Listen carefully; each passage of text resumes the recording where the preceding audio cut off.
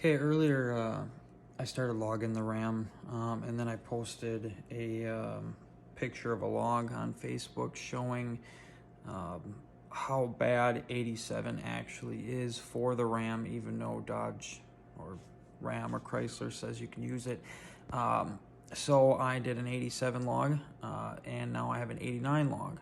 So I'm going to show you the comparisons of both of the logs, and then we'll go over that. Okay, right here is the 87 log. What we have here is engine speed by RPM, 1,380, so on and so forth. Air charge by grams, this is mass in the cylinder. You don't really have to know exactly what this is, just know that obviously the bigger the number, the more air in the cylinder.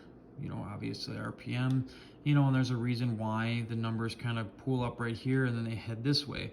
The numbers right here are typically cruising speeds, low throttle acceleration, and then over here is when you're accelerating to going towards wide open throttle.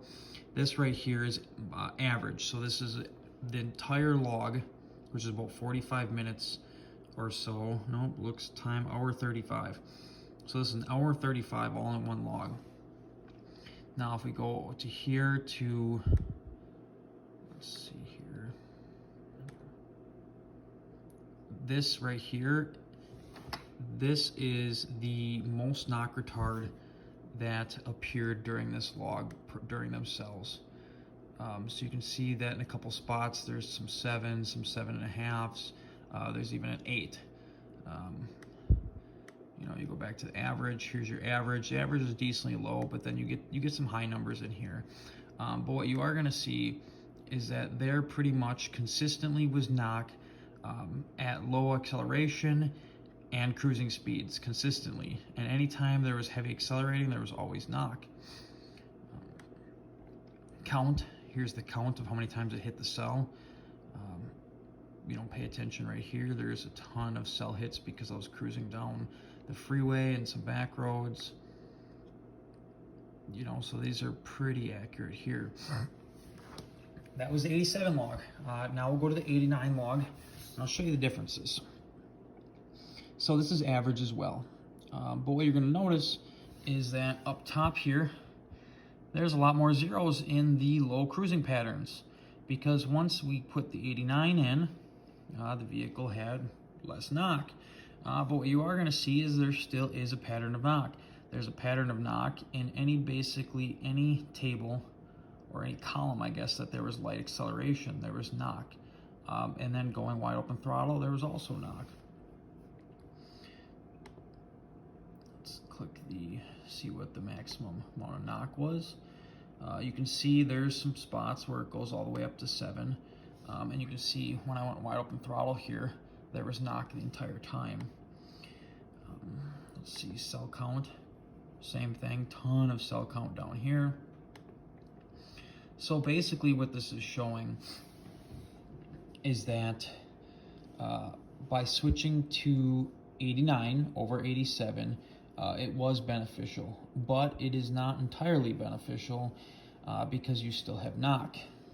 So what we can see from the logs, now there's going to be a 91 log coming up that I'm going to do here in a few days once this tank is all the way down.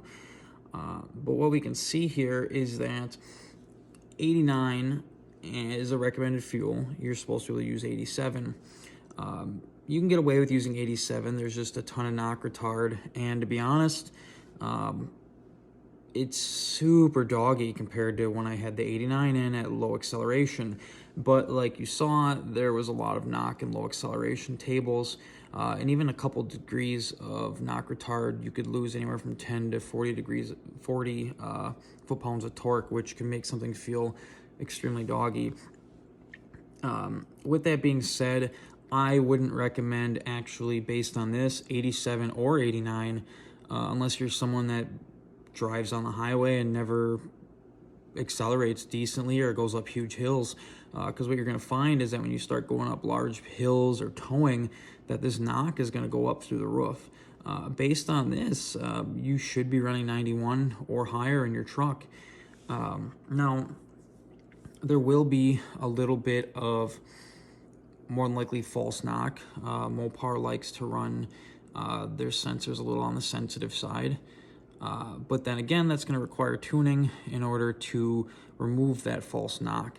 So basically what we could do in a situation like that is put in some sort of a race fuel, high octane fuel, and if you still get the same knock in the same places, then more than likely it is false knock and not being caused by real knock. And obviously you want to test that before you just take a bunch of sensitivity out of the knock sensors, because you could risk hurting your motor down the road.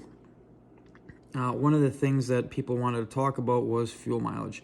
Now, if you have an engine that does not knock on 87, 89, 91, 93, it will not see better fuel economy driving around normal if you change to a higher octane.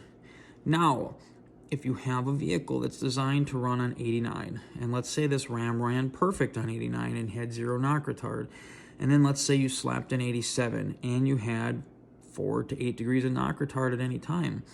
Let's say you lose 30 foot-pounds of torque overall. So let's say going down the highway, you're 10, 15 foot-pounds of torque under what you normally would be.